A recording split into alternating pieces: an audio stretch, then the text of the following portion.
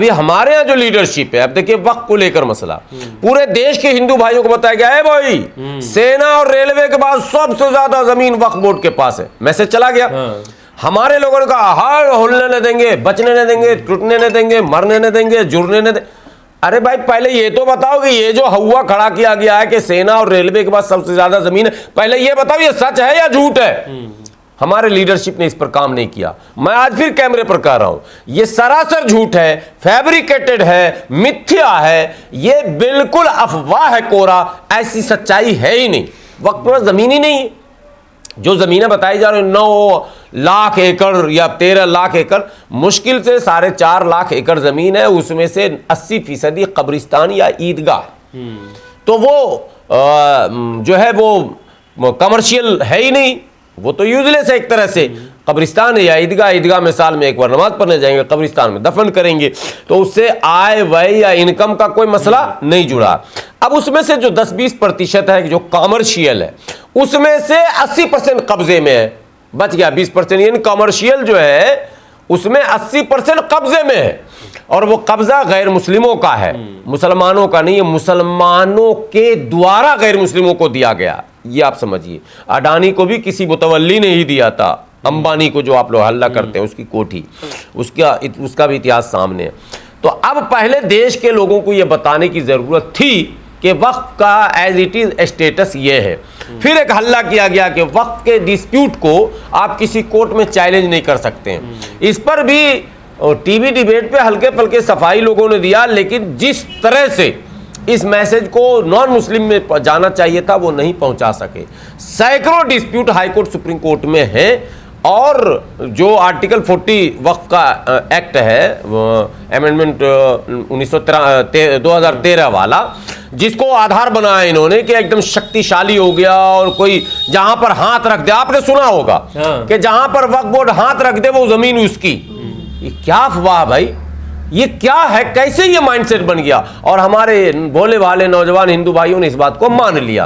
अब जब मान लिया भैया, तो वो तो अपनी योजना, अरे मियाँ लोग के पास इतना धरती जमीन पर कब्जा है, नहीं योगी जी सही कहते हैं, अब तो योगी जी के साथ हम हैं, तो ये तो बना देगा साला पूरा पाकिस्तान बना देगा, और ये बना देगा वो। ये सोच डेवलप हुआ।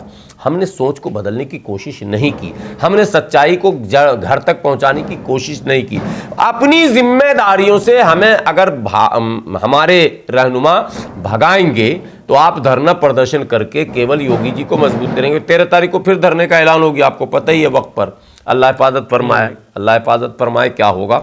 बहरहाल धरना प्रदर्शन भी मुझे लग रहा है इस वक्त बल प्रदान करता, कोई हिकमत से काम लेना चाहिए। जो मस्जिद की घटना घटी है टांडा की, निहायत ही अफसोसनाक है, हैरतनाक है, और ये इस मुल्क के लिए एक मतलब सोचने का विषय हो गया है कि कौन है समाज में वो लोग बैठे हुए जो 100 नंबर कॉल करते हैं, वो डायल 100 करके पुलिस बुलाते हैं अजान देने पर या ऐलान करने पर।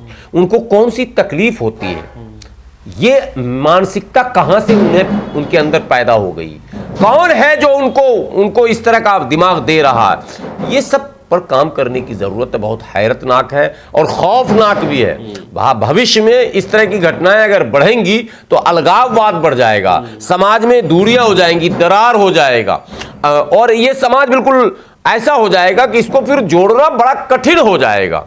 उससे पहले कि समाज में अलगाववाद की भावनाएं बढ़े, हम लोगों को मिल बैठकर इसको पैचअप करने की आवश्यकता है। ऐसे प्रशासनिक पदाधिकारियों पर लगाम लगाने की जरूरत है, और ऐसी सरकार को किसी भी तरह से सत्ता से बेदखल करने की जरूरत है। कार्रवाई करते हुए इमाम सहित 9 लोगों को गिरफ्तार करके जेल भेज दिया। इस मामले पर बात करने के लिए हमारे साथ हाफिज गुलाम सरवर जी हैं। सर, किस तरह से देखते हैं धार्मिक जो आज़ादी है और जो कानून का पालन करने की बात जब आती है, और ऐसे मौके पे जब रोज़े का इफ्तार का ऐलान हो रहा है लाउड स्पीकर तक, तो कह रहे हैं कि ये जो है कानून का पालन नहीं किया जा रहा है और जेल भेज दिया, किस तरह से देखते हैं? देखिए, हमारे देश के नेचर के खिलाफ, हमारे देश का जो DNA है उसके अगेंस्ट है ये काम।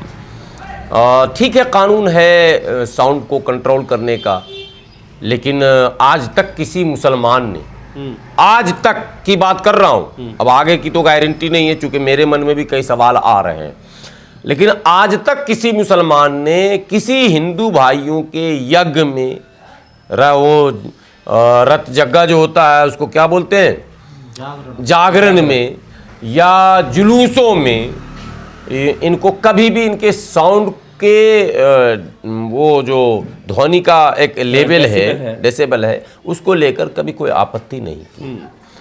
हाँ, इक्के दुक्के वाकयात हुए हैं वही मस्जिद को लेकर कि मस्जिद के सामने लाके जो बजा देता है और रोक देता है। मस्जिद के सामने से गुजर जाना कोई मसला नहीं है, लाकर रोक देता है और बदतमीजी करने लगता है। लाइट वाला सिस्टम चल रहा है, लाइट मार देना गुंबद पे, तो तब परेशानी होती है। लेकिन आज तक किसी ने कोई कंप्लेन रिटन में कि भाई ये साउंड इतना क्यों है, इनके जागरण में इतना क्यों है, या इनके जुलूस में इतना क्यों है, इनकी शादियों में इतना क्यों है, आज तक किसी ने नहीं किया। अभी जब ये घटना घटी है रामपुर में, जो टांडा की घटना, तब लगन चल रहा है और मैं उत्तर प्रदेश के गाजियाबाद में शादियों में नाचते देखा लोगों को, ठीक है, और डीजे बजता देखा। तो ये कानून है किसके लिए? सवाल तो आएगा ना मन में कि आखिर कानून किसके लिए? आपका सारा काम हो रहा है, फर्क यह है कि हम आपत्ति नहीं कर रहे हैं। अगर हमने भी वीडियो बना लिया, हमने भी ध्वनि के लेवल को नाप लिया, हमने भी कॉल कर दिया, तो क्या इस पर कानूनी कार्रवाई होगी? और नहीं होगी तो जिस कोर्ट का हवाला दिया जा रहा है, हाई कोर्ट का या सुप्रीम कोर्ट का, तो क्या वहां हम जाएंगे तो वहां सुना जाएगा? नहीं सुना जाएगा। हमें कटुआ मुल्ला पाकिस्तानी कहा जाता है। हमारे लोग कोर्ट गए, कोर्ट का क्या टिप्पणी कोर्ट की है पता है ना आपको? सुप्रीम कोर्ट ने टिप्पणी की, कोई इशू ही नहीं है।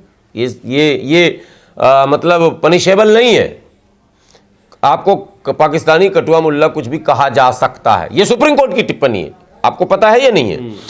तो अब सवाल यह है कि कोर्ट खुद ही इस मामले को प्रमोट कर रही है।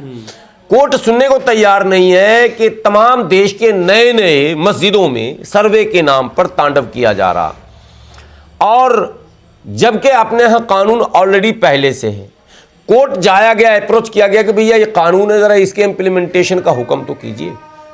कोर्ट उसको भी रख रही, उसको भी रख रही, हाँ नहीं ये तो है, ये ऐसा कर लो, यानी सर्वे कर लो, उसके कैरेक्टर को चेंज नहीं करो, सर्वे कर लो।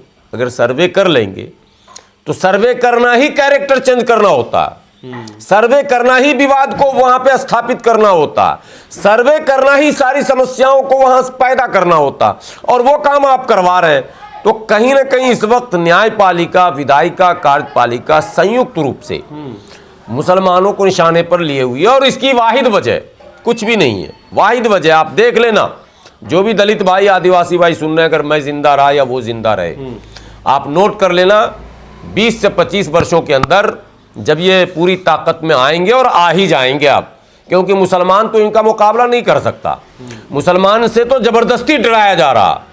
मुसलमान जो है 14% सरकारी खाते में है, 14.5%, 140 करोड़ की आबादी में 14% जो है वो 20 लाख भी नहीं बनता है, वो 20 करोड़ भी नहीं बनता है।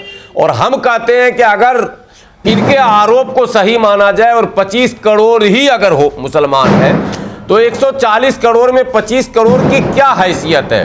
कोई हैसियत है बताइए आप?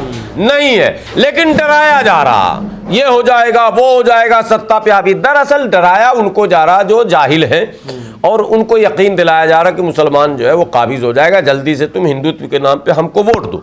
वो जब मजबूत होंगे, संविधान हटाएंगे, मनुस्मृति लाएंगे, और वो दौर लाएंगे जिस दौर का जिक्र इतिहास में किया जा रहा। अब मुसलमान क्या करेगा? मुसलमान कुछ नहीं कर पाएगा।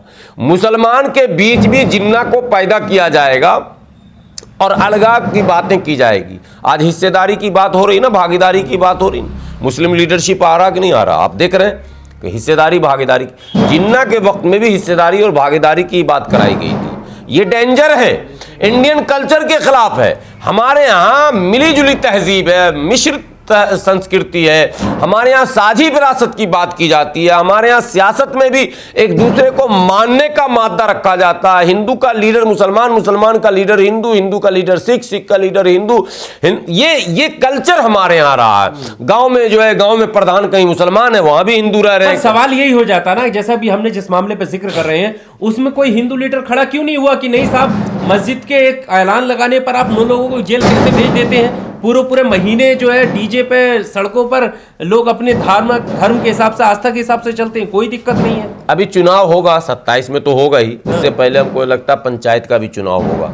जरा सर्वे कीजिएगा किस तरह का साउंड बजता है, ठीक है, किस तरह का। अभी दिल्ली में तो हमने देखा, आपने भी देखा, कान बिल्कुल पर्दा फटने वाला साउंड लगा हुआ था, सबकी इजाज़त थी। अब सुप्रीम कोर्ट हाई कोर्ट का गाइडलाइन सिर्फ उत्तर प्रदेश की मस्जिदों तक है या और कहीं भी है, ये तो मैं नहीं जानता।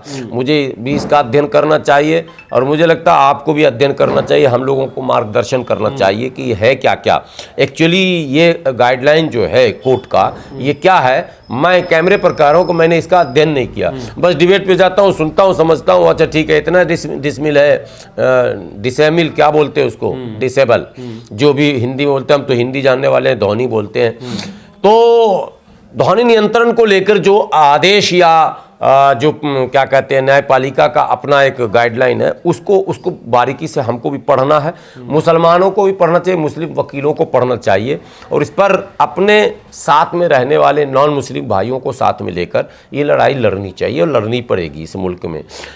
मिसअंडरस्टैंडिंग है, मुसलमानों के अंदर भी है और नॉन मुस्लिमों में भी है। देश में संभावनाएं हैं मेल जुल के साथ। जो आप बोले ना कि हिंदू लीडरशिप क्यों चुप है, वो चुप इसलिए है कि कहीं ना कहीं मुस्लिम लीडरशिप भी एग्रेशन में है। मुस्लिम लीडरशिप भी ना एक लाइन ऐसा ले रहा जो उस लाइन को, यानी योगी जी वाले लाइन को, मोदी जी वाले लाइन को या संघ वाले लाइन को कहीं ना कहीं और ज़्यादा धार देने का काम कर रहा। हमारा तरीका ये होना चाहिए कि उसकी धार को हम कुंद करें, उसको काउंटर करें और समाज में एक मैसेज दें, उसको एक्सपोज कर दें। तो एक्सपोज करने के लिए आपको नॉन मुस्लिम, वो जो सेकुलरिज्म पर बिलीव करते हैं, जो संविधान पर आस्था रखते हैं, जो संविधान पर भरोसा करते हैं, जो साझी विरासत पर भरोसा करते हैं, जो मेलजोल के साथ रहना चाहते हैं, जो प्यार प्रेम को अपनाना चाहते हैं, उनको साथ में लेकर आपको एक प्रोग्राम के तहत इनको एक्सपोज करना होगा समाज के बीच।